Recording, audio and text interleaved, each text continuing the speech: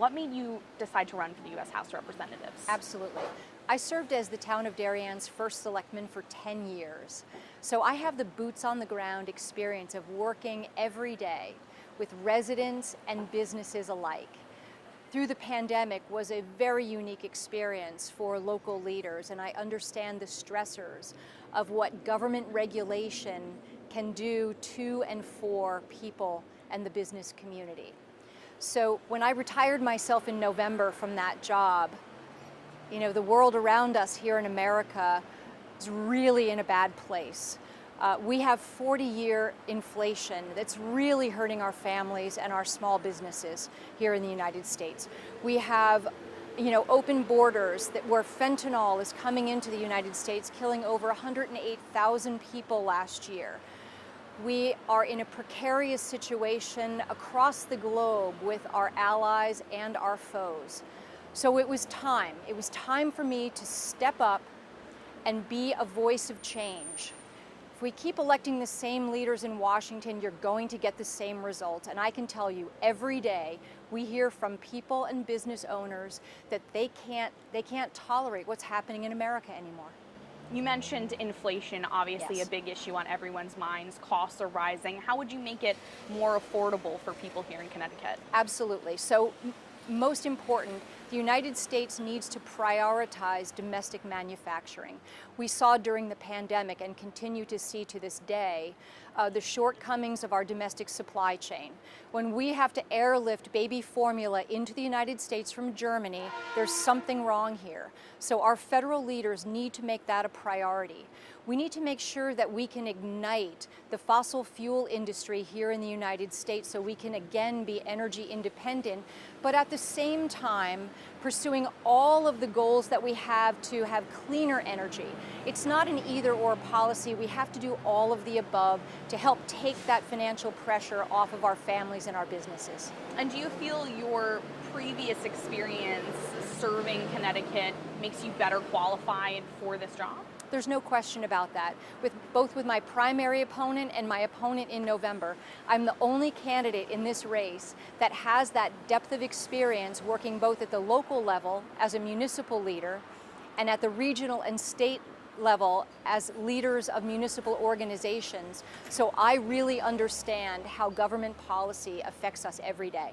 Looking ahead to the primary, if you were to win and then move on to November, if you won the general election, what would be those first couple items on the to-do list for you in office? Absolutely. Being a good leader, no matter what level of government you're at, is about building relationships. So the first thing that I have to do is make sure that I build strong relationships with my colleagues of both parties in Washington. And then we have to get to the business of making sure that we get federal spending under control so that we can get out from under this inflationary situation that's so burdensome to all of us. Do you have any concerns? Obviously, if you were to win the primary, you'd be facing an incumbent come November. Do you think there's any concerns there with someone who's already been holding this office?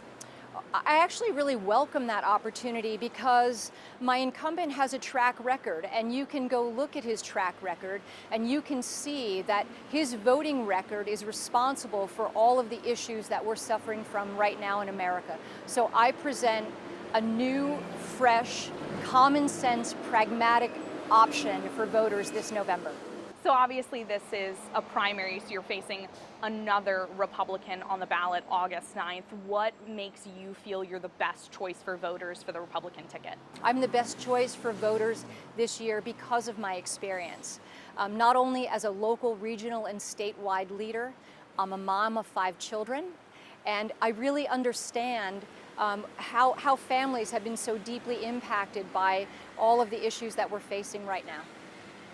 So we've talked about the economy, inflation. There are also a lot of social issues on voters' minds coming off of recent mass shootings, as well as the Supreme Court overturning the Roe v. Wade decision. What is your stance on gun control and reproductive rights? Yes, so gun control, first let me say that, I have my pistol permit, I have a right to carry, and I believe strongly in the Second Amendment. I saw firsthand during the riots and unrest in 2020 why it's so important that people need to be able to have their constitutional right to hold a firearm to protect themselves, their families, and their businesses. But obviously we need to have that serious conversation, which I'm very happy that that conversation began in Washington this year, on how to address the issue of weapons getting into the hands of people that really are not mentally and emotionally equipped to be responsible with those weapons. Would you have voted for the recent bipartisan Safer Communities Act, that gun bill that just passed? I believe that I would. There's certainly some components of that bill that I have questions about. I understand the intent of the expanded background checks for folks under the age of 18, but I have some concerns about how it might trip over privacy laws, and I'm not sure that it's going to work as it was intended. So, like I said, I understand the intent, but I need to see a little bit more about how that's actually going to work. Do you think the Supreme Court was correct in their decision to overturn Roe versus Wade? You know, that's a tough one. You know, I'm a mother. I grew up during the time when the right for a woman to make those personal decisions was hers alone. I have 4 daughters. I've been hearing throughout our community how women are feeling today. They feel like they've lost a right. And the issue for me is this. I believe in states' rights, so I understand from a legal perspective why the Supreme Court made that decision, and we can't go back in history, you know, and unwind what happened in 1973. But now we've created a system of medical inequality across the United States. And I believe that we need to continue the conversation at the federal level to correct that wrong. Women are the only class of people right now that have that medical inequality, and that's a real problem for me. If you were in office in the U.S. House, would you vote to codify reproductive rights into federal law? I would welcome having that conversation. I think there's certain portions of that could be codified, but certainly my own personal viewpoints are not as important as the viewpoints of my future constituents. I likely would, because I believe strongly in women's rights. You know, women's rights are human rights. There must be guardrails, though, and I believe that my viewpoint is shared by the vast majority of people across the United States. You know. So it's okay, with that Supreme Court decision, this is a states' rights issue now, as we talked Correct. about. Do you feel that Connecticut law is where it should be when it comes to abortion? There's a piece of the Connecticut law that I don't agree with. I appreciate that women have that right here in Connecticut, and certainly our administration is taking full advantage of that. But in the Connecticut law, there's no responsibility of parental notification. And I've talked to enough women to know that for those that have had to make that really tough decision, that you need that emotional support. And no young woman should go through something like that alone. So I actually believe in parental notification, or in the case where there aren't parents, a guardian or a caring adult role model should go through that process with a young woman. So would you consider yourself pro-choice with restrictions? I do consider myself pro-choice with restrictions. I'm really about supporting women's rights in general. So that's a good way to put it. Is there any other message that I haven't asked you about yet that you want voters to know as to why they should vote for you on August 9th? Absolutely. There's so much happening in America right now that is unsettling to families and businesses. If you keep voting for the same people, you're going to get the same result. So I'm the right choice to lead us in Washington, to be the voice of the constituents of the 4th Congressional District, with my experience not only in business, in the private sector, but also my municipal experience, regional and state leadership, and as a mom. You know, I get it, I understand problems, I'm a problem solver, and that makes me the best choice to win both the primary on Tuesday and to win in November. And any message to voters who aren't sure if they should turn out and vote next Tuesday because it's a primary? Absolutely. So I know August primaries are really difficult. People are on vacation.